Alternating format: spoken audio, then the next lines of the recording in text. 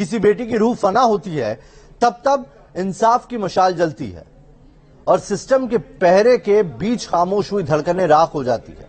लेकिन सिस्टम के सामने सवाल जिंदा रहता है कि आखिर गुनहगार कौन है।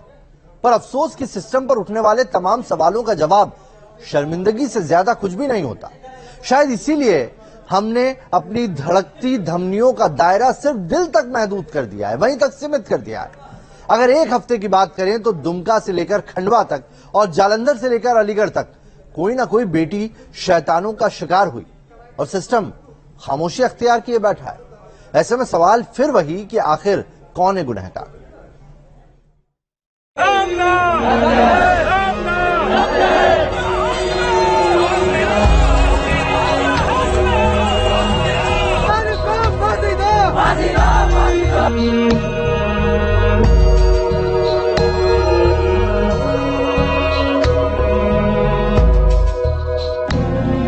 बेजान हुए जिस्मों की तबाही को लिखने का इरादा तो ना था मेरा,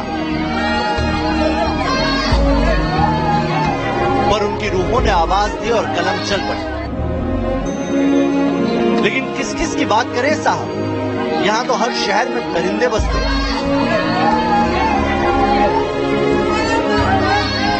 दुमका की अंकिता का दर्द कहूं या फिर जालंधर की ज्योति का, खंडवा की खुशी की बात करें या फिर अलीगढ़ की आरती का, हर किसी के दर्द की तकलीफ तो एक सी है।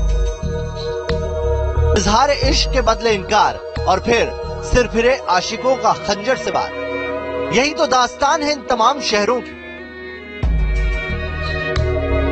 चलिए सबसे पहले बात करते हैं जीने की तलबगार उस जिंदगी की जिसे शैतानों ने सुला दिया मौत के आगोश में।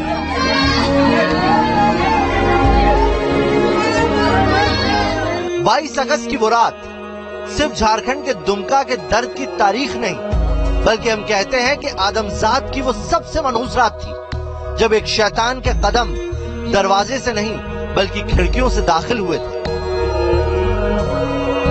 यकीनन उस रात की शैतानियत ने सियासत की आंखें शर्म से झुका दी।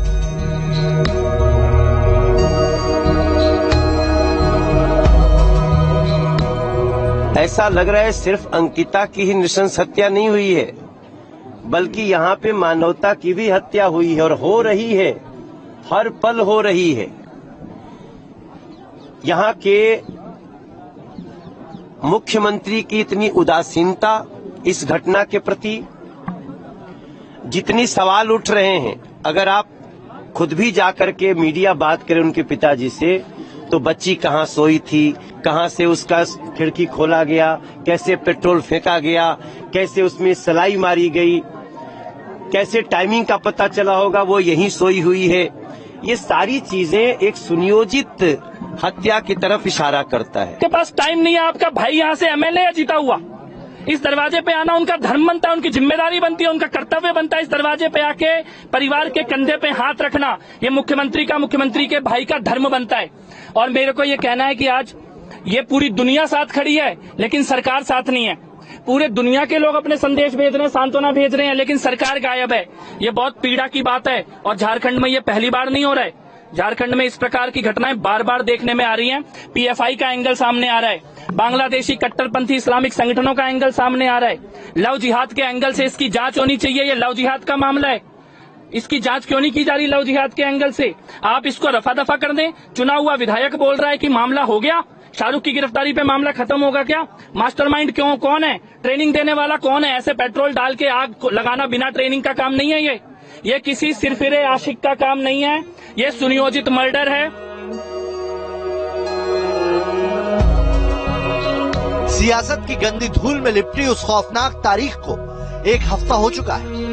हाकिम वही है, हुकूमत वही है, दरबान वही है और फरमान भी वही है। और हो भी क्यों ना, सूबे की सरकार को उस बिटिया के दर्द से कोई सरोकार कहां है?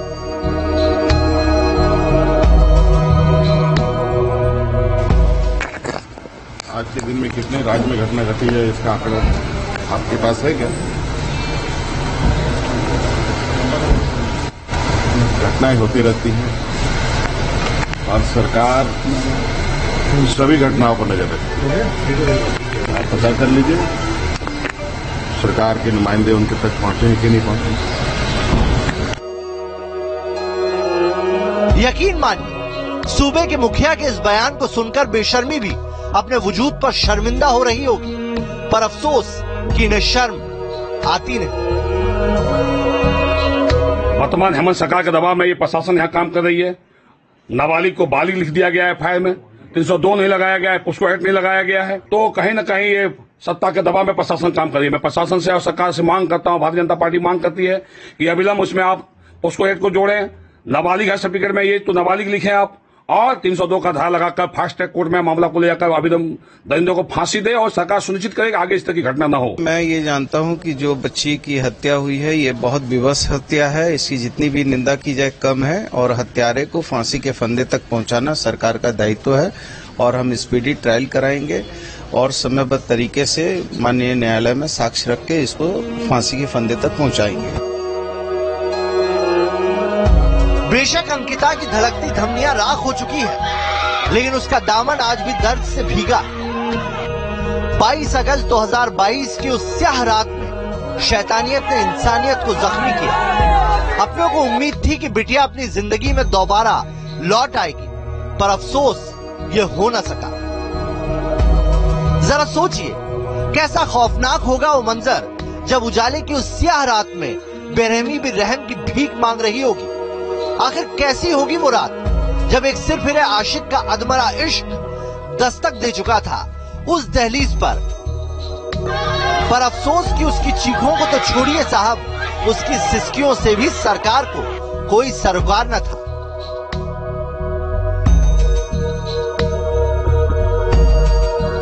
लेकिन जैसे ही उस बिटिया का जनाजा दुमका की उस बस्ती में पहुंचा, आवाम का गुस्सा फूट पड़ा।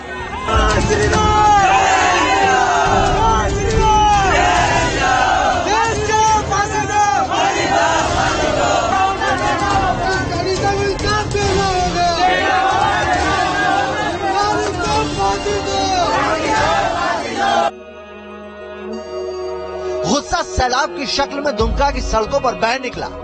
वो सैलाब जो हुकूमत की जड़ों में जिम्मेदारियों की नमी छोड़ गया। शायद तभी नमी सियासतदानों की आंखों में भी आ गई। तुष्टीकरण की राजनीति में अगर मुरसैया कोतवाल तो डर काहे को, वो लड़का कहता हो कि क्या होगा अगर गिरफ्तारी हो जाएंगे तो क्या होगा, तो ये साफ लगता है कि ये कहीं न कहीं तुष्टीकरण की सरकार के कारण ये घटना घटी है, लोगों में भय नहीं। आज भी अपराधियों को बचाने के लिए झारखंड सरकार साजिश कर रही है। ये लड़की नाबालिग है। मेरी जानकारी है कि जो एफआईआर हुआ है उसमें कहा गया कि लड़की बालिग है। दूसरा जो एक अपराधी पकड़ा गया है, दूसरा अपराधी जो डाइंग डिक्लेरेशन है उस लड़की का कि शाहरुख के साथ जो है छोटुआ भी था, आज तक छोटुआ गिरफ्तार नहीं हुआ है। तीसरा, लड़की हमेशा कंप्लेन करती रही, लड़की के परिवार वाले कंप्लेन करते रहे, पुलिस सुरक्षा नहीं दी गई। जिस व्यक्ति ने पुलिस सुरक्षा नहीं दी, नूर मुस्तफा, जिसके लिए पूरा दुमका पागल है, मतलब उद्वेलित है, आप समझिए कि ना उसको सस्पेंड किया गया न डिसमिस किया गया। जिस थाने में यह घटना हुई उसके थाना प्रभारी को न सस्पेंड किया गया न डिसमिस किया गया। अब देखिए ना, बेशक अंकिता की मौत पर इंसाफ मांगने सड़कों पर है और सियासतदानों ने उस बिटिया के घर का रुख किया है। बेदर्द सूबे की सरकार ने भी अंकिता के घर वालों की खैर खबर लेकर उसके दर्द को बांटने की सियासत की है, वरना दर्द में डूबी एक रूह यूं फना हो जाए, उसे दर्द देने वाला घुट घुट कर ही सही जिंदगी के घूट पीकर जीता रहे, ये कतई नहीं होता। सच तो यह है कि शाहरुख जैसे शैतानों की हैवानियत से शहर तो शर्मिंदा है, पर सरकार नहीं। पर उम्मीद कर सकते हैं उस कानून से जिसमें ऐसी बेरहम मौत के बदले कातिलों के लिए वैसी ही सजा की तजवीज की गई।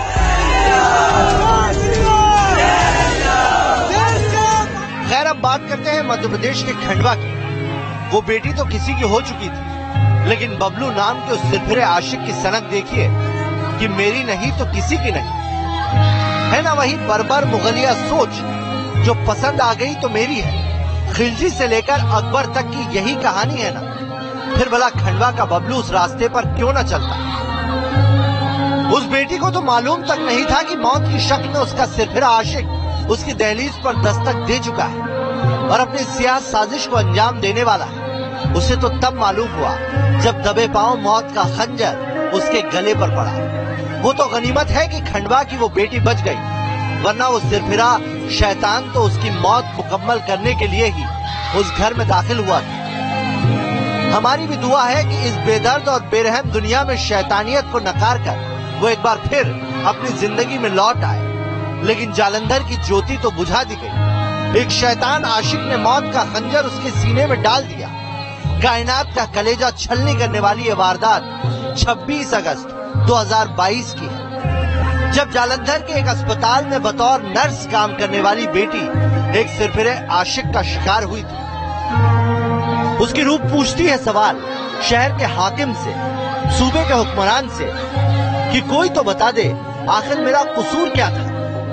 यही ना कि मैंने किसी के इजहार इश्क पर इनकार की मुहर लगाई थी। ये सिस्टम के सामने किया गया वो सवाल है जिसका जवाब सिर्फ एक शर्मिंदगी हो सकती है और कुछ नहीं। क्योंकि ज्योति की हत्या के बाद कातिल की तलाश से ज्यादा जालंधर की पुलिस ने उसके घर वालों की सिसकियों पर पहरा बैठाने का काम किया था। उनकी आवाज को खामोश करने की कोशिश की गई थी, पर गनीमत रही पंजाब पुलिस की बेशर्म कोशिश कामयाब हो न सकी। हालांकि 24 घंटे के भीतर पुलिस ने उस सनकी आशिक सदगुरु को गिरफ्तार कर लिया। बहुत मुमकिन है कि वक्त के साथ अदालत की चौखट से सजा भी मुकर्रर कर दी जाएगी, लेकिन क्या सिर्फ सदगुरु को सजा दे देने से समाज की एक घटिया सोच, सनकी आशिकों की एक बेरहम रवायत खत्म हो जाएगी? यकीनन नहीं। अगर ऐसा होता तो अलीगढ़ में आरती को जलाने की कोशिश न की गई होती और अपनी बेरहम साजिश को अंजाम देकर वो सनकी आशिक मौके से फरार भी नहीं होता। बेशक अब शहर के हाकिम कुछ भी कहें, लेकिन सच तो ये है कि शुरुआत में कानून के मुलाजिमों ने भी 11वीं में पढ़ने वाली उस आरती की फरियाद को अनसुना कर दिया था। ऐसे में सवाल ये कि आखिर कौन है गुनहगार? अगर गुनहगार शाहरुख है तो गुनहगार हमारा सिस्टम भी।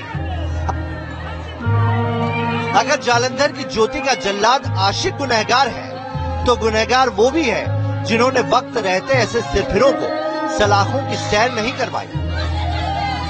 सवाल तो बहुत है, पर अफसोस के हर सवाल का जवाब शर्मिंदगी से ज्यादा और कुछ नहीं। Team news nation. चलिए यहाँ रुक रहे हैं कुछ पलों के लिए, तुरंत लौटेंगे।